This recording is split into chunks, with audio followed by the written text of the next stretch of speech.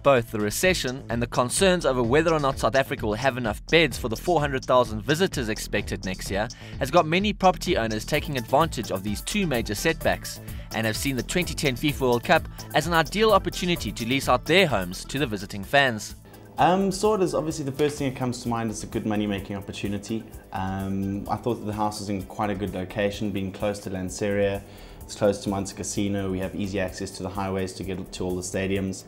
Also looking at a few of the sites, we probably thought that it was low risk. I mean, the 2010 hub seems to take care of everything.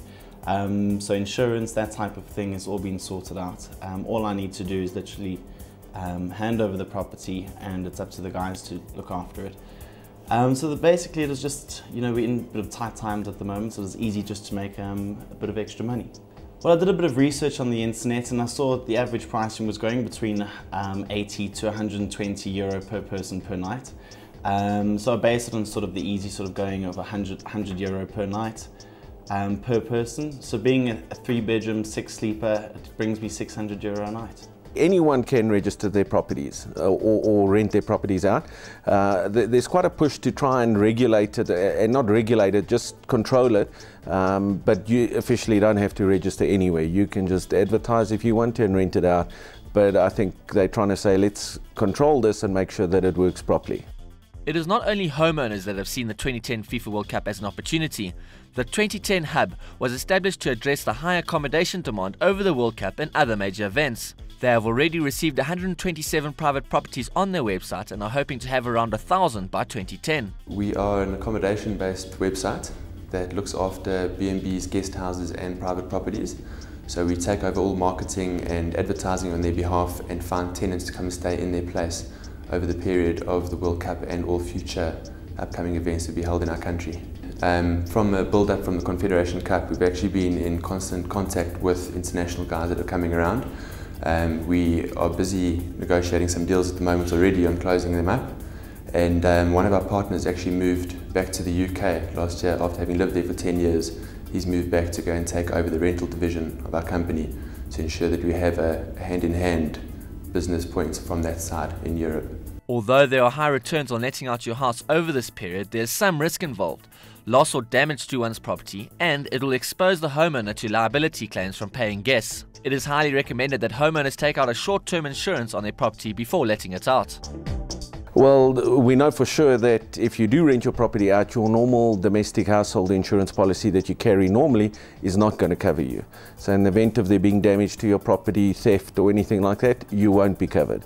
The insurance industry at the moment is currently working on finalising a one-off product, commercial insurance that will cover you for that period, which will just be a month's cover, whatever the case might be. It will also at that time cover all the security issues that you need to comply with, etc., in order to qualify for the insurance. Recently there were reports that a luxury seafront villa was on offer for the 2010 FIFA World Cup for up to 75,000 Rand a night. Similar accommodation in this area retails for only 8,000 Rand during peak times. I think at the moment some of the prices are a little ridiculous. You know, I think 75,000 Rand a day is over the top. But I think the prices that we get will probably be better than a normal December holiday season, and maybe quite a bit better, but I don't think those kind of prices can ever be justified per day. I think there's a lot of expectation at the moment, which might well start wearing off sometime towards the end of this year, early next year. I think the prices at the moment seem to be a little exorbitant. There's no point in overcharging. You can charge what you want on our site, but it's going to be indicative of whether you do or do not rent your property out. We're sitting with situations where we've got a mansion in Camps Bay for 10 million Rand that can sleep 10 people. And we've got another house for 500,000 Rand that sleeps 4 people, trying to charge the same rate. It's obviously all indicative to what your property actually offers. There's nothing stopping homeowners from charging high rentals to the visitors expected over 2010. The only problem with this is that it could hinder the growth in the South African tourism sector, as one of South Africa's big draw cards is that it is an affordable destination. South Africa has always been a value for money destination, and we have always marketed ourselves as such. At the moment, we are not picking up a trend that there's a general greediness and people overcharging.